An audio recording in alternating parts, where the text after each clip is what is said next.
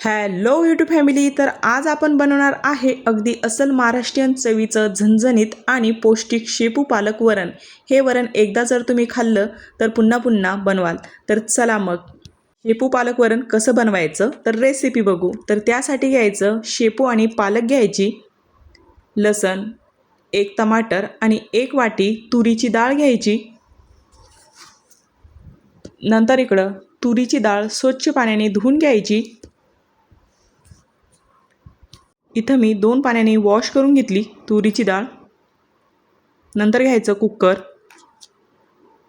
कुकरमध्ये डाळ घालायची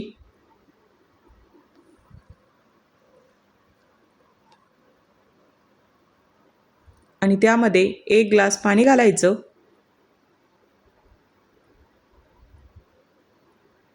नंतर तेल घालायचं, हळद घालायची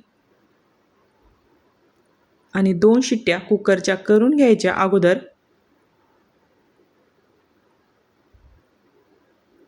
आणि 2 शिट्ट्यानंतर अशी आपली डाळ शिजली होती. नंतर त्यामध्ये घालायची बारीक केलेलं टमाटर. अगोदर स्वच्छ धुवून घ्यायचं टमाटर.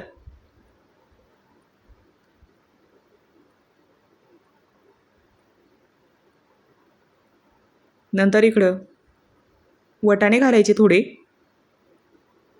नंतर शेंगदाणे घालायचे. नंतर लसण आणि स्वच्छ धुतलेला बारीक कट केलेला शेपू आणि पालक. आपल्याला शेपू आणि पालकचं वरण बनवायचं आहे म्हणून शेपू पालक आपण इथं जास्त घेतलेला आहे. नंतर मग इथं शेपू पालक घालायचा आणि आता व्यवस्थित मिक्स करून घ्यायचं.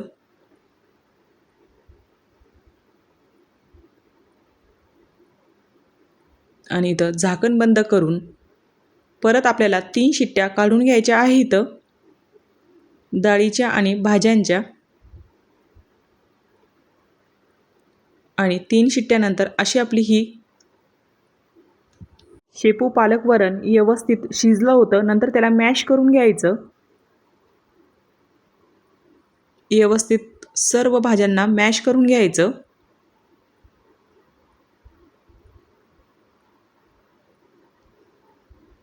आणि आता हे व्यवस्थित मॅश झालं आपलं.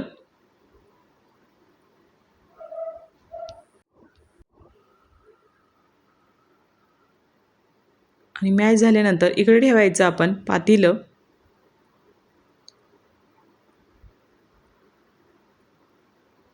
पातेलं किंवा कढाई ठेवायची. कढाईत घालायचं तेल.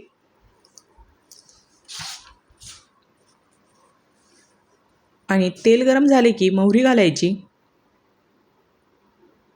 म्हणजे फोडणीची तयारी करून घेत आहे आपण इथं. आणि मोहरी छान तडतडली की जिरं घालायचं.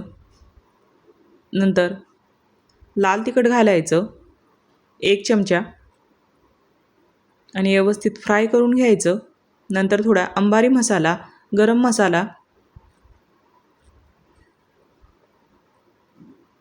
छान आता याला मिक्स करून घ्यायचं म्हणजे फ्राय करून घ्यायचं.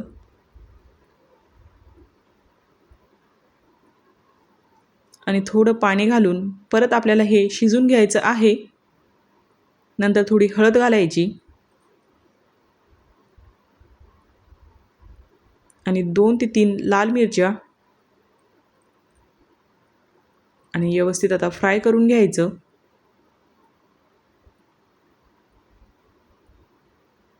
आणि नंतर कढीपत्ता घालायचं. हे व्यवस्थित सर्व फ्राय झाले की आणि नंतर घालायचं शेपू पालक वरण. म्हणजे छान असा तडका पण बसतो वरणाला आणि अगदी पौष्टिक असं हे शेपू पालक वरण झालं होतं. आणि थोडं पाणी घालायचं असेल तर घालू शकतात आणि घट्ट आवडत असेल तर घट्ट पण ठेवू शकतात.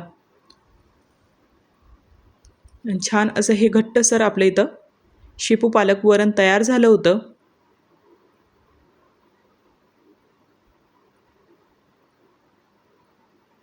छान असं मिक्स करून घ्यायचं.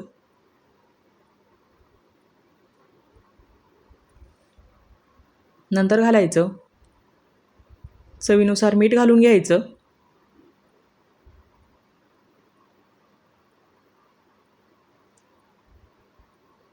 आणि नंतर 10 मिनटं उकळून घ्यायचं. जर तुम्हाला शेपू तशी आवडत नसेल, शेपू पालक, तर तुम्ही डाळीमध्ये तिला एकदा नक्की ट्राय करा. खरंच खूप भारी याचं वरण लागतं. आणि जर तुम्ही हे शेपू पालक वरण भातासोबत जर खाल्लं ना, तर खरंच सांगते अप्रतिम हे दोन्ही खायला लागतं, भात आणि शेपू पालक वरण. आणि असं आपलं हे शेपू पालक वरण इथं तयार झालं. आणि तुमच्याकडे शेपू पालक वरण बनवल्या जातं का, हे पण कमेंटमध्ये मला नक्कीच सांगा.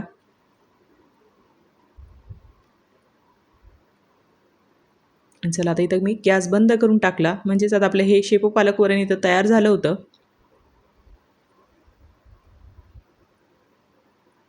आणि याच्यामध्ये मी थोडे शेंगदाणे आणि वटाणे घातले, तर त्याची चव खरंच अजून जास्त वाढली होती.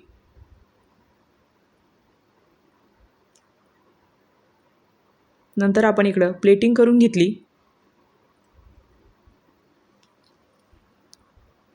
छान एका बाउलमध्ये काढून मी तुम्हाला दाखवली.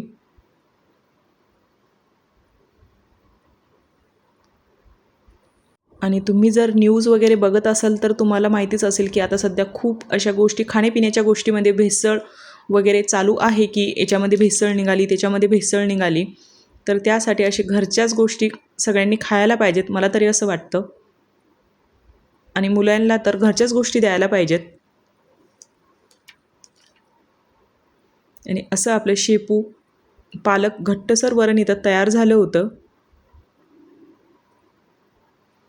आणि नंतर मी इकडं भात आणि भाकर बनवली होती.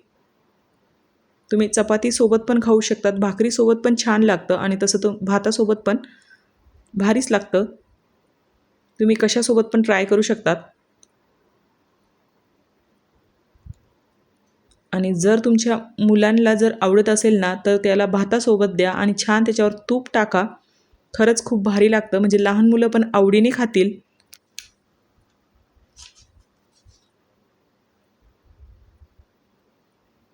आणि तुम्हाला हेल्दी आणि पौष्टिक वरण कसं वाटलं कमेंटमध्ये मला नक्कीच सांगा.